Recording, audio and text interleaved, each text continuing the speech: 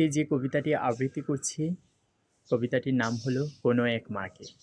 লিখেছেন কবি আবু জাফর ওবায়দুল্লাহ।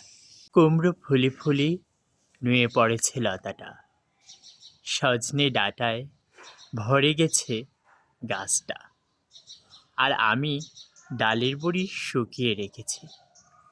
খোকা, তুই কবে আসবি? কবে ছুটি? চিঠিটা তার পকেটে ছিল, ছেঁড়া আর রক্তে ভেজা। মাগো, ওরা বলি সবার কথা কেড়ে নেবে, তোমার কলিশে গল্প শুনতে দেবে না। বলো মা, তাই কি হয়? তাই তো আমার দেরি হচ্ছে তোমার জন্যে কাঁথার ঝুড়ি নিয়ে। তবেই না বাড়ি ফিরব।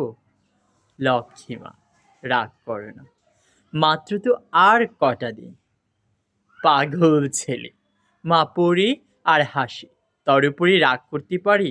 নারকেলের চিরিকুটি, উড়কি ধানের মুরকি ভাজে, এটা সেটা আর কত কি। তার খোকা যে বাড়ি ফিরবি, ক্লান্ত খোকা।